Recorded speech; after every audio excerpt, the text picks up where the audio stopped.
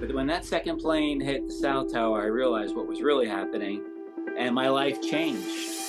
It really changed because after that experience in my life, I lost 700 out of 1,000 people in that company. Here's what's insane: flips go for $3 million in California.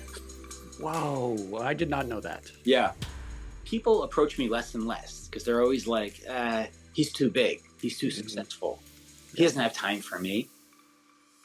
I got all the time in the world. We're in negotiations. We're investing in real estate. They're winning. They're making money. What's up, everyone? Welcome to the Real Estate Educators Podcast, where we provide the education you can build on. I am your host, Kevin Amolsch. I am so ridiculously excited about this episode, and I'm having a ton of fun with this podcast. We're helping real estate investors and real estate educators. So you're out there fixing and flipping, you're out there building a portfolio, or are you providing content to investors? This is the podcast for you. I know you're going to get some value out of this one, and you're going to help me out, help more real estate investors just like you. 5-star review, share it with a friend. Speaking of friends, Mr. Alan Schnur is with us today.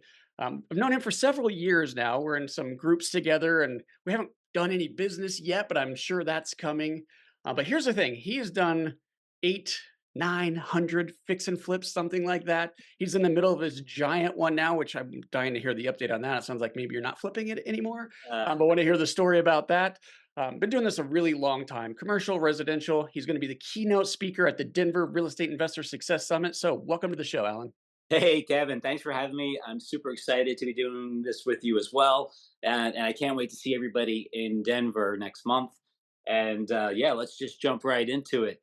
The houses, it's kind of, the houses have definitely been one of the foundations and staples of my business. It's been very dependable income, and I'm really excited to share my knowledge with your group because I'm so thankful to like all the Saturday meetings and all the meetups and the lenders and being able to use leverage, because that's really how I got my start. While I was still in corporate America, I'll never forget my first project, my first house, Alvin, Texas. $23,000. Didn't really have a lot of money. Can you imagine buying a house for That's $23,000? amazing. No, actually, I bought one. You're not going to believe this, Alan. I Yeah, bought one for actually two. yeah. There were two houses for 35 grand. I bought two of them. Three Uh, bed, two bathroom in Memphis. Brick, uh, beautiful. so, did you major rehabs for you or what? Did you? There was a little bit of rehab, but I Okay. had a property manager do that for me. So nothing like what you've done. Well, okay. So the $23,000 house turned out to I needed $7,000 in fixing it up. So I fixed it so I'm in it for 30,000. And you know what? I didn't flip that one so fast. For me, buying the houses in the beginning of my career was to create my own retirement account. So I believed in the cash flow model. And so when it was all said and done, I was able to successfully refinance that project with a local bank, pull out my investment, pay back the hard money lenders. And I'll never forget, uh, I cleared like $100 a month, and that was a big deal for me because Yeah. I was into that Robert Kiyosaki philosophy. He always had the saying, if you have positive cash flow, how many times can you afford to do it? And the answer was always infinite amount of times if they cash flow. So to prove my business model, my first business model, to make $100 a house. Yeah, it was pretty exciting stuff because then I didn't stop. Here's what I did. After I did that one house, I decided I was going to go on a tear and I was going to buy a fix and flip every month for 10 years straight. So I kept my corporate job. So before I knew it, a decade goes by, and I actually probably had like 150 houses because sometimes when they start coming, they really start coming. When word gets out, you're a buyer, everybody starts calling you. And at that time, I had two cell phones. One was for, and notice I said cell phone. One was for the rental portfolio, and the other one was for my personal life and my job. And so, and that's how I did it. I kind of had boundaries between both, and I created so much wealth driving home from my job in traffic every day. It was unbelievable. Like, I loved being in traffic. It would take like 45 minutes to get home, and I would be on the phone taking care of my rental portfolio, buying, selling, fixing, having conversations with tenants not to leave, re-signing. And I was down there, and I was really kind of in the trenches, part of the whole entire process. And that's really how I got my start in real estate. So you were in Texas, and your corporate job, if I remember, you were in New York for a while. So when you Yeah. So, and we're only a few weeks. We had 9/11 last month. I gave a speech, so now I have these memories. It was the 24-year anniversary for all your listeners. A little bit about me personally. I worked in the World Trade Center in New York City, and on September 10th, 2001, around, I'll never forget, around 12 or 1 o'clock in the afternoon, 40 people at a 44 where we were all scheduled to take business trips, and the software wasn't ready on time. And next thing I know, everybody's canceling their trips. And there's only two people about to leave the 101st floor of the World Trade Center. And as I'm getting on this elevator, my CEO calls down and he's like, "Hey, only one of you can go. The software's not even working." So I looked at my partner at the time and he looked at me, and we're going back and forth. And finally, he says his wife's pregnant and he doesn't want to take the trip. So I was like, okay, then I'll go take the trip. And boy, so the next day, I'm in a hotel room in Portland, and a customer called me up. He's like, "Turn on your TV." And I'll just never forget the horrific scenes I saw. I saw my office building on fire, which was the North Trade Center, the tower, the North Tower. And I wasn't sure what to think when that was all happening. But when that second plane hit the South Tower, I realized what was really happening, and my life changed. It really changed, because after that experience in my life, um, yeah, I lost 700 out of 1,000 people in that company, and everyone who went into the office. Those planes severed right into. They severed the building around the 72nd floor, and we were on 101, and no one got out. So, for me, that was a real awakening. I spent a week by myself in this hotel room, and I got to know myself a lot better. I went through like survivor guilt. I went through why is me, went through some sorry periods. And one of the solutions I came up with, and I like to share this message with everybody because you don't have to have such a low moment in life before you wake up and start doing something. So some of the things that came out of that week for me was to become more of the entrepreneur that I knew I could be, and take more of my future into my hands because I was pretty much out of a job. And I really decided to start taking house flipping serious and as a profession. And it was through that situation. I actually had to move to Houston from New Jersey, and I had to rent my condo. And that was the one of the big aha moments I had in my life, because that first month when the rent check came in and I paid the mortgage and I paid whatever else I had to pay, there was money left over. So again, I was like, wow, this really works. Let me see how many times I can do this. And I did it hundreds and hundreds and hundreds of times for a few decades. And uh, that's another way I got started in this business. So let's take the key takeaway for everyone here is you don't need a World Trade Center 9/11 situation to make a change in your life. And if things are going good, if things are going great, and you want more, I believe you're capable of having more. So do both. Do it all until you really have to make a hard choice on maybe, yeah, leaving your job, and starting a real estate career, or whatever it is for people. For me, I always wanted to have a certain amount of money in the bank. That was going to bring me security. I remember, actually, before I had my first kid, my rule was I needed $50,000 in the bank. And then I got $50,000 in the bank, and the rules changed. I said to myself, I need $250,000 in the bank before I had my first kid. And um, it changed again, but I'll stop there.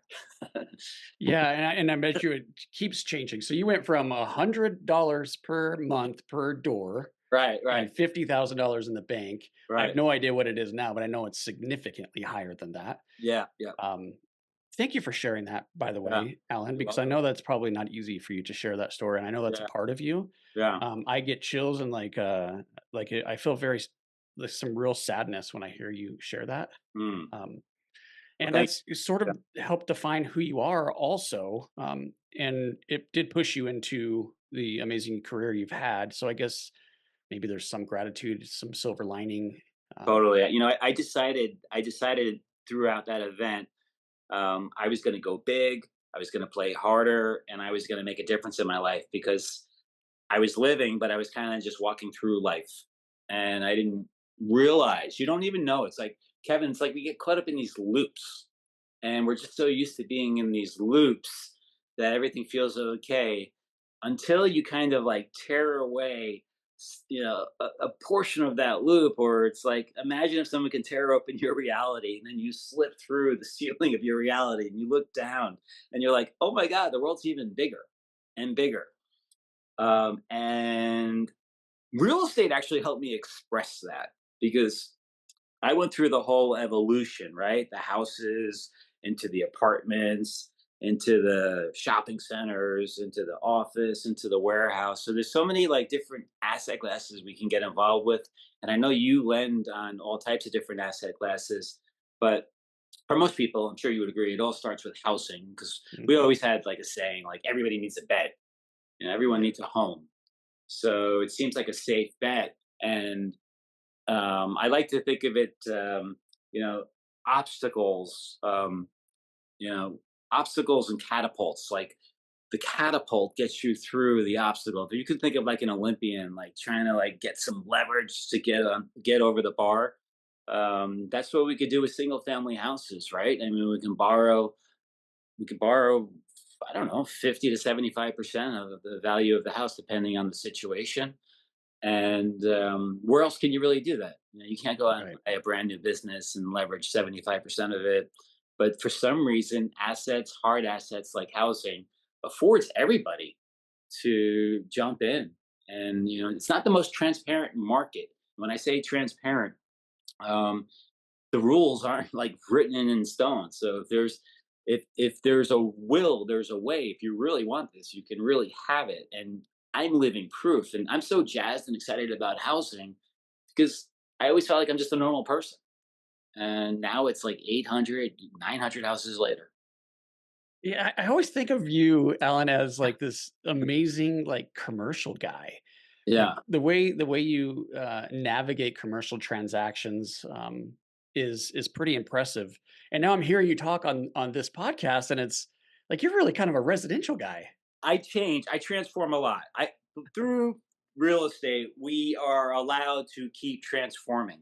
And that's what's so awesome about real estate. You can transform from residential into shopping centers, into warehouses. And this transformation doesn't just happen in the asset class, but it happens in your psyche. You become a different person when you start getting involved with a different type of asset. And yes, so now I'm coming full circle once again in my life because um, I've done something absolutely crazy. I kicked off the second part of my house, my life. I kind of look at it this way, a few years ago, and I was out in California, and I just happened to start looking at some real estate here, and I went into an $8 million tear down house. I mean, I'm used to $8 million like tear down shopping centers and warehouses, but not an $8 million. I mean, this house didn't even have air conditioning. It didn't have heat. From And 23,000 to 8 million. I hope the listeners right, picking up on this here. that is such a good point. The $23,000 house had air conditioning and heat. That's hilarious. So I'm That's sitting great. there. I'm in this house, and I'm scratching just kind of like scratching my goatee, and I'm saying to myself, I keep buying these shopping centers. Maybe I can have fun with this one. And I bought an $8 million teardown. I said, why not? Because I'm going through this transformation in my personal life. So why not go through this transformation in my real estate life? And and I can kind of build the evolution for everybody in residential. It starts off with like $30,000 houses, and then you get comfortable and you jump into like a 75,000, $100,000 flip, and then 100. Then you're feeling really good, and then you go to a $300,000 flip, and then you're feeling invincible, and you go to a $600,000 flip, and you do that, and you say, you know what? I think my ego is getting ahead of me here. Let's do $1 million flip, right? Let's do a one. I don't even care if I make $50,000. Let's do a $1 million flip. So I did $1 million flip. And keep in mind, I have the short term flips going as well. But so then I go get to a $3 million flip, and then I get to a $6 million flip, and I'm really enjoying it. I'm so used to getting dirty in $23,000 houses, dealing with people that would live in a $23,000 house. So the $6 million deal, it didn't sell immediately. So we have to pay our lenders. You know what I mean? You know what I mean, Kevin? So Yes, please pay the lender. yeah, Yes. so I'm feeling the burn a little, but it worked out. And then I made a nice chunk of change. And after that one, I was in California, and I said to myself, I ran the numbers. I was like, wow, I could buy this for 8 million. And I figured out how I can afford it, and who's going to lend me money to do that deal, and how I'm going to use my catapult to leverage and get things done. Um, and then yeah. So I'll tell you about the numbers on this one house. So Is this the one? Okay, is this the one you're living in now? I'm living in it now because Okay, yeah. Let's hear about this one. The audience or the listener is going to love this. um, so so when you have an $8 million teardown, it definitely it needed a lot of work, and there were some times where I couldn't live there. But I'm kind of Kevin and I will talk more about our adventure side of ourselves when we have more time, maybe in Denver. But we're used to sleeping in tents and camping and hiking. So what's the big deal? Here I am. It's a waterfront property in California with a slip, and it started off as $1.5 million rehab, but then prices started really getting strong around me. So I was like, you know what? Let me go all in on a $3 million rehab. Let me assemble the team. So I got a general contractor, I got an architect, interior designers, and I did this one right. So it's a $3 million budget. The house is done, and I'm starting to see things trade for $20 million around me. I That's mean, insane. and we know what's really insane. It's My slip on the water could hold a 30-foot boat, and I spent 12 months working with the proper agencies here in California, and we opened it up so we could fit a 70-footer. So I increased the value. Here's what's insane: slips go for $3 million in California. whoa! I did not know that. Yeah. So Is that it's deeded? It's like a separate deeded. Like actually, good question. A lot of slips are not attached to the homes in the area that I live in. Mine is. So I actually, being like the New Yorker that I am, I rent this. I rent my slip out. So I get $5,000 for the big side of the slip. I still have a small little boat, so that's kind of cool. But so we're adding value to the house in all different ways, and we have this big glass roof. Picture this: it's like a stadium, and it opens up. It's 432 square feet, and it opens up. And I spent a year rebuilding it, and it's an amazing house. And uh, we missed the selling season. I have a really good feeling by the time next selling season rolls around, it will be sold. But um, I've I've fallen in love with this house. It's awesome, and I can't wait to show pictures of the house when we're having our event here in Denver. Success summit. Yeah, Yeah, yeah, because I know that yeah, I've seen pictures. Obviously, I haven't yeah. gotten a chance to get out there. Even though you just did that really cool event, I want to hear more about the industrial boot camp. Yeah. But yeah, so bring some pictures and put them in your slides or whatever. Let's see what this looks like. Because Um, this is important because I know you deal with a lot of housing people, yeah, and and there's no limit. And one of my messages that I want to share with everybody is the only limitations are set upon yourself by you. So I never thought I was going to be flipping 20 million, $18 million houses. And I've already set my sights on another one. Have you But really? but I won't do that until I sell this one. All right, because I got to prove the formula, and I'm going to go bigger. Like my ocean front is 30 feet wide. I'm going to go get a 40-footer. So Okay, all and those right. probably go for 25 million dollars, and it's Well, I fun. got to get out there before you sell this. I thought you might be staying there. I was like, okay, I have a little bit of time here, but it goes Well, back on the market. I got to come out and see you. I am selling it. I mean, You are going to sell it. Okay. I am staying there. I worked out a deal with the staging company, so it's okay. I paid them a little extra to live with their furniture. Okay, gotcha. Well, tell us about the industrial boot camp. Are you guys going to continue doing that? Well, what Uh, is it, and are you going to even continue? yeah, so we have some friends in common, and they gave me a call, and then they were interested in trying it out in California. It was so you and I have experience going to large events, Hmm. and especially large educational events. And one thing that I miss in these in that space are small, intimate events. And that's what we had. We had around 30 people, and we cleared out all the furniture on the first floor of this beautiful house that we were talking about. And we brought in like a party company, and they put up tables and chairs, and we brought in people to do the food. It was incredible. It was a great experience, and yeah, I'm going to do it again. I love real estate, and yeah, I want to continue to make money. It's not the priority of my life anymore in my 50s, but it's really giving back Yeah. because I'm just in such a true believer that chunks of change. If you can throw 50, 100, 200, $300,000 into your checking account, it takes the pressure off. And in life, I've learned once you take the pressure off yourself, you really get to be creative and explore, who you really are and what you can really do. So I'm excited to share the knowledge. And if it's chunks of change that people want to make or the cash flow. And I have a book on Amazon called The Cash Flow Mindset, and it's a lot. I was going to ask you to mention your book. Yeah.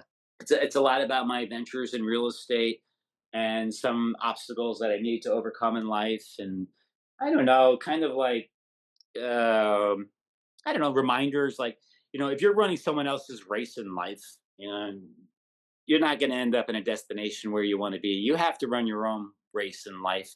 And those are kind of some of the points in the book. Take control of your life. Build cash flow. If you want to build cash flow one asset at a time, fine. If you want to flip every other asset, do that too. I always have a two bucket philosophy. One bucket would be like the holders, the rental portfolio, and the other ones would be the flips. Like, so then we can go take crazy sick vacations and travel all over the world from Africa to Israel to Dubai. Um, so you never know. Like we're getting ready to take a trip to India, and we're gonna go first class. So now I'm thinking, okay, let's go flip a property. You got to pay for this thing. Oh, this Yeah, is awesome. So yeah. I want to dig into one thing here, and then I want to hear more about what we'll learn if we go to the Success Summit. Okay. So you made a comment. Where was it? Tear open the loop. That Ah. resonated. So I wrote that down, Alan. Okay. So you were able to tear open the loop because of some tragic experience that you went through. Yeah. And you also said we don't need to go through an experience like that so we can get out of that loop and we can Right. go out and create the life we want. Mm. What's one piece of advice for us to get to that point where we're tearing open the loop without going through a tragedy like you experienced? Yeah. So if we can just use like a gym analogy, everyone's probably heard it before. If you're used to benching 150 pounds, Mhm. right, and you don't think you can do 200 pounds, and um, you're not gonna. You get so used to just lifting 150 pounds. It actually makes me think of like an elephant at a circus. There's that old cliche that in the beginning when there's a baby elephant, they have like an iron clasp around its leg, and it's walking around the pole. And as the elephant gets bigger and grows, it just turns into a flimsy rope. And the elephant is just so trained not even to break away from that environment.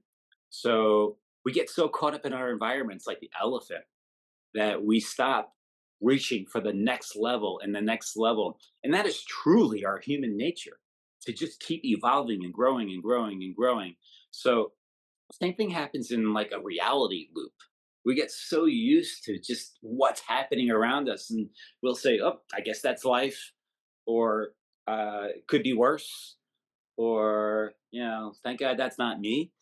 But we stop. We start downplaying everything when it should be like, "Holy cow, this is incredible! What's next?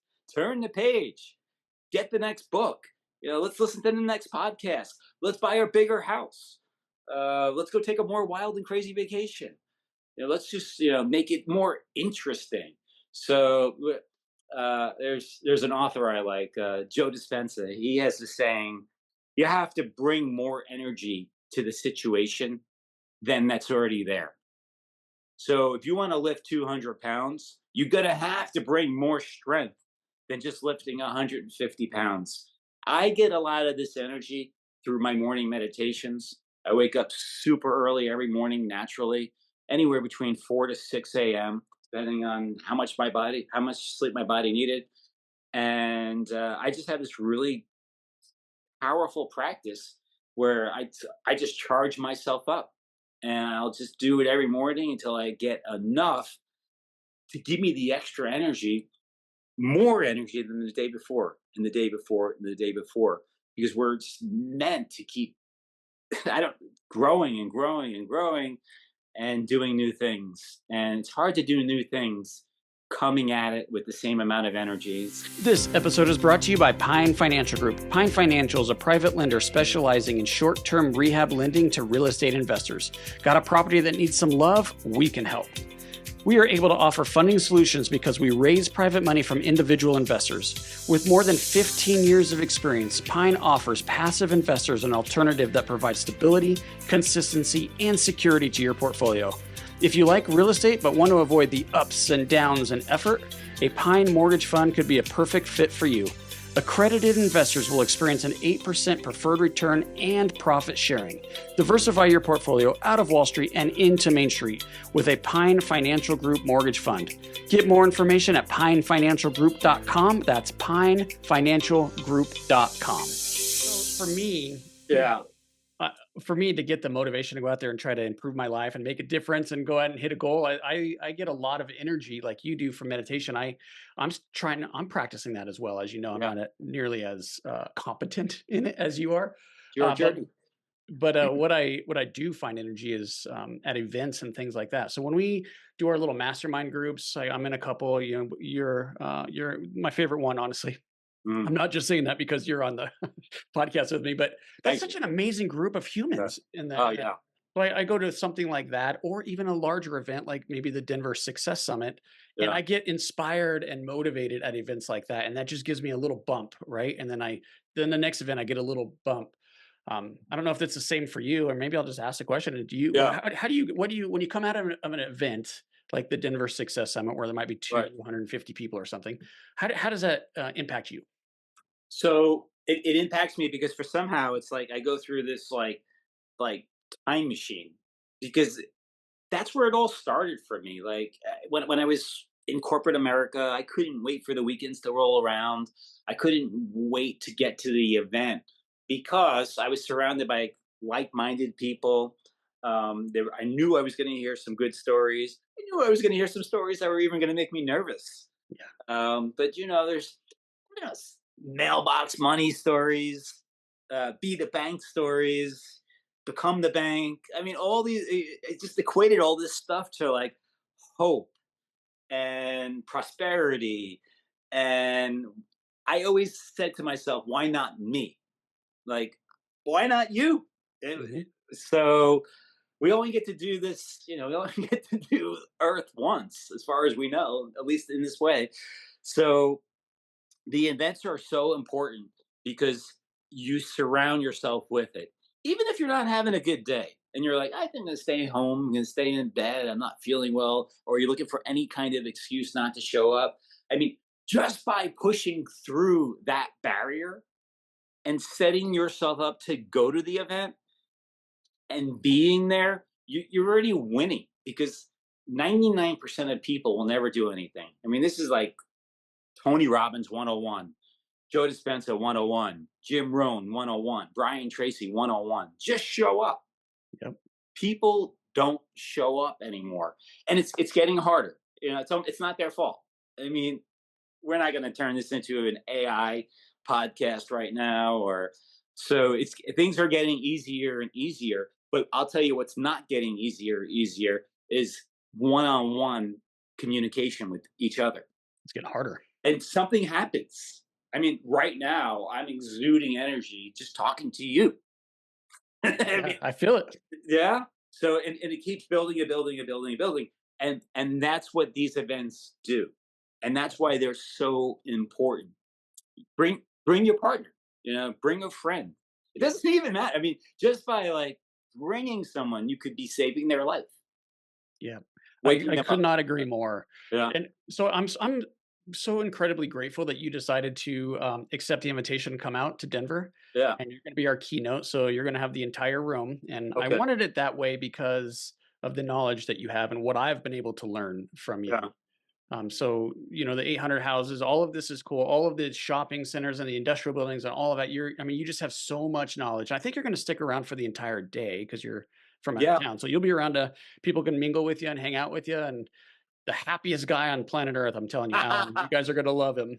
Awesome. So when we listen to your keynote speak on Saturday, November 1st, what are we going to give me an idea of what we're going to learn? Okay, so I'm gonna take everybody through my presentation, and it's my kind of like my life story. And I'm just gonna talk about from my humble beginnings, starting with nothing, building the house portfolio, the flip portfolio, um, the crazy traveling and being able to do it on the phone, and then the transformation into apartments.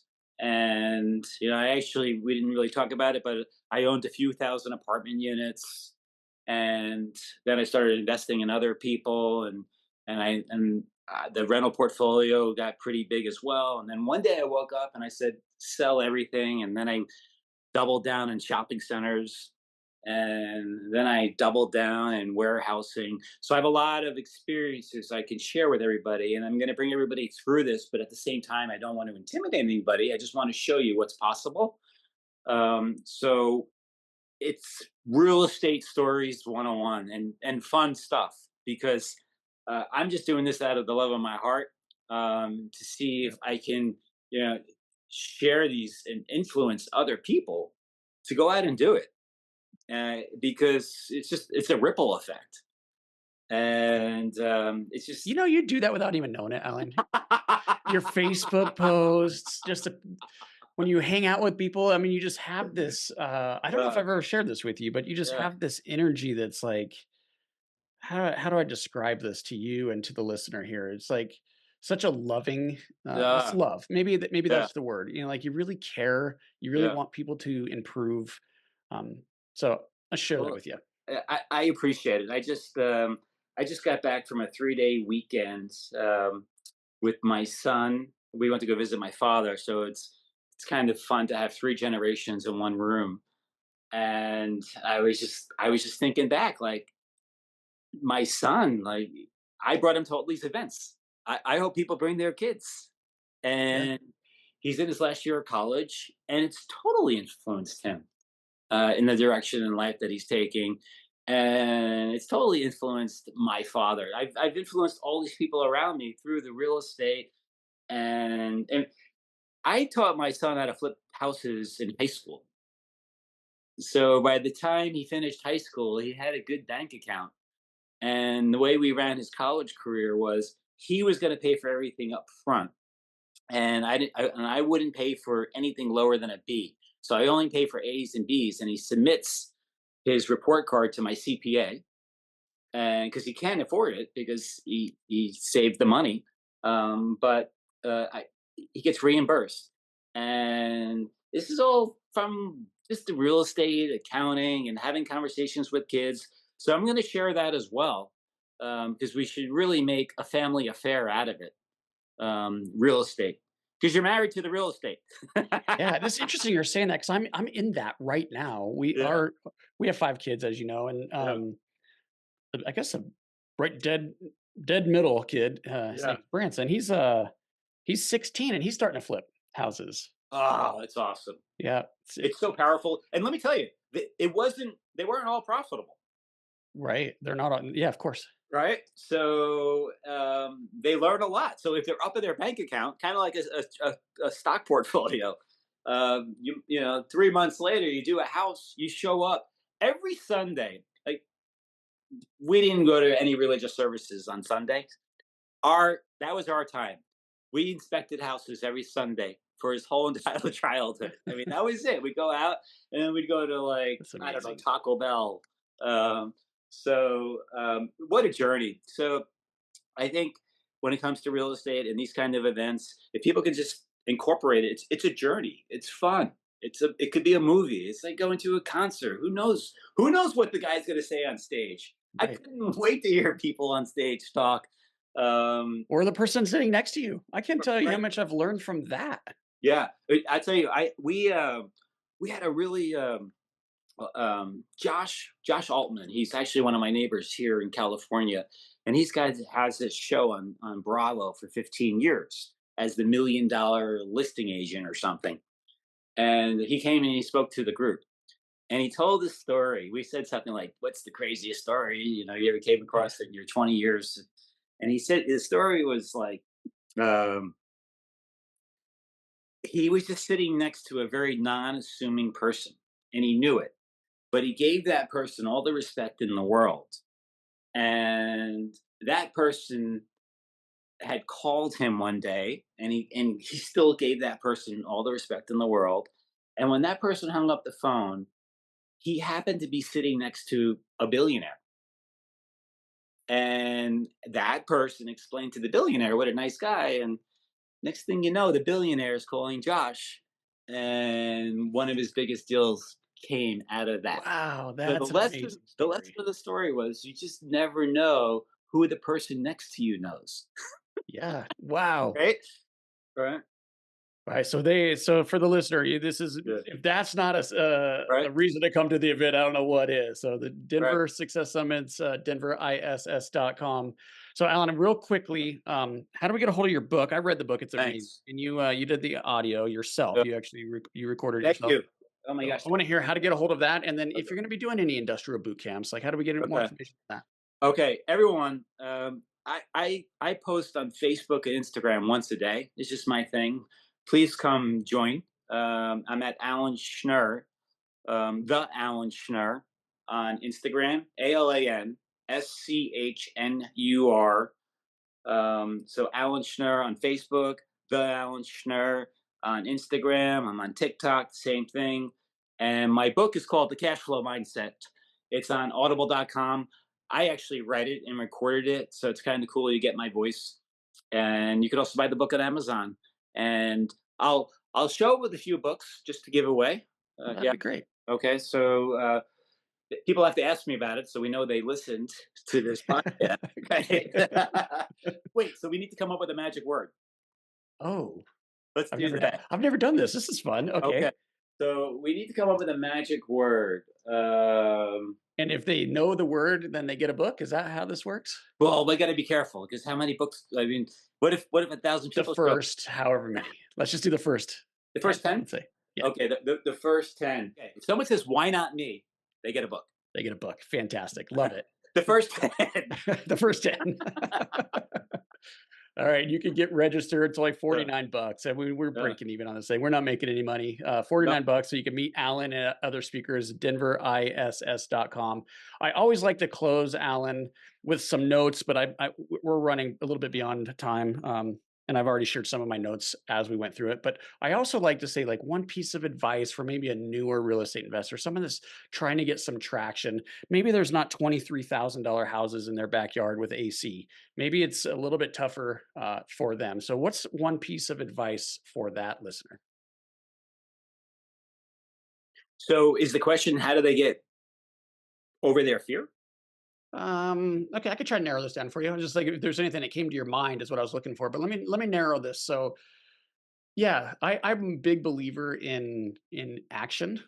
Right. It sounds like you and I are the same, as we had a very much very ready, fire, aim approach. Yeah. Now that's changed over time. It's aim and then fire as you get more experience. But if you're not firing, you're never going to hit anything. So Yeah. how do they fire? How do they get over whatever it is stopping them? Usually it's fear. How do they get over Listen, that? I I can only use my own experience and how I did because Perfect. I was really fearful. I was just coming out of that 9/11 tragedy, and I couldn't afford to lose anything. Um, well, I joined a mentorship group for sure. I paid this guy Dennis Orocho $6,000 to show me how to flip houses.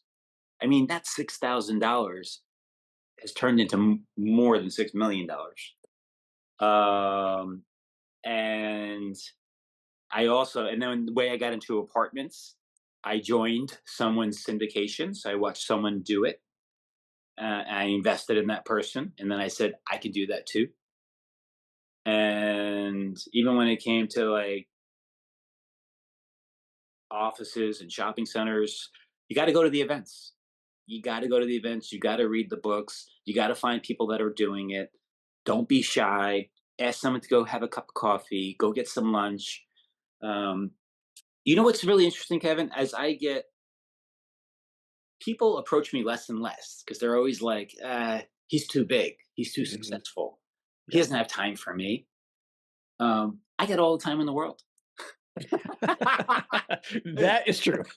so so don't be, be courageous. Ask the questions. I know now I gave you 5 answers to this. Yeah. It's really up to the individual. Brian Tracy, Eat That Frog, one of his books. He named that book Eat That Frog. He was like, what are the 3 things you got to do, and what's the most important thing of the day? So you eat it, and even though you don't want to do it and you're procrastinating, you got to eat that frog. You got to swallow it, get it done. Everything else gets easier. Yeah, that is Yeah. true. Yeah. Feared things first, right? The feared thing first. Oh, That's how I yes. structure my day. Yeah. Yes. Um, I'll leave you with one funny story. Okay, do it. So we just got back from Florida, and uh, we're we're in this Airbnb, and my son comes up to me and he goes, "Dad, is there some kind of air freshener inside the toilet bowl that looks like a frog?" That actually moves around. It wasn't moving. Okay. So I'm just like, so we go over to the toilet, and it's a huge bullfrog. Oh my gosh. That would freak me out. So me, my son, and Shiho, it, you need to go to my social media. You need to go to Facebook, and Yeah, I haven't seen that yet. you, I'm you gonna need, look. it is hilarious. Okay, it's hilarious, and it's just some of the things you'll see in this housing business, Oh and my gosh. it's so much fun.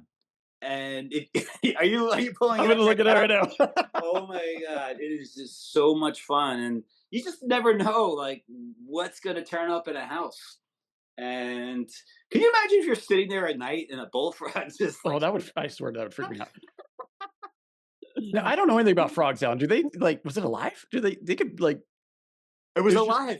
how do you, how does that happen? That Okay, where's this but bullfrog at? How many? Oh, so I saw. Oh, here, this has got to be. I saw some toilet paper.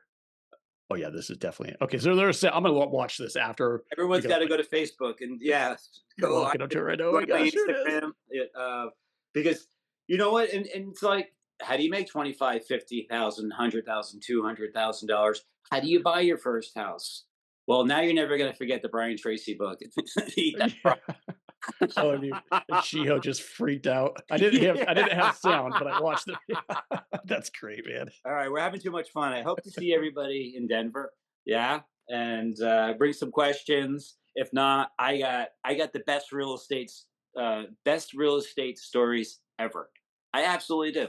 I've done a few $100 million in deals, and I oversee a pretty large portfolio, and can't wait to share these stories with everybody. Yeah, and I can't Thanks wait for to having hear. me. I can't wait to hear. Yeah. And I know you're busy, man, and you're gonna come out and hang out with us. And I think we're gonna Yeah. Danielle and I and you guys are gonna go do a hike up in Boulder. I think we're really All excited right. about that. So I'm super excited for that. Thank you. And thank you for the Yep. time today to be on this show Oh, and provide value to our listener. It means a lot to me and it helps us grow the show. So thank you great. so much for that, Alan. Great. Yeah. Um, for the listener, I know you're gonna come to the Success Summit if you're in Denver. I know Yes. there's people all over the country, and we do a lot of business in Minnesota. So a lot of listeners are from Minnesota. Also, don't worry, we're gonna hook you guys up in February. We're coming out there for our Success Summit in February in Minnesota. But for the Denver folks, DenverISS.com, $49 gets you in. All day event, lots of speakers. You're gonna be able to hang out with Alan, myself, other experts. We do a free happy hour with a free drink. So lots of opportunities to network. I hope to see you there. It's DenverISS.com. And I want to end with this. You have a lot of options with podcasts, and you chose to listen into the Real Estate Educators podcast. And I'm so incredibly grateful for that.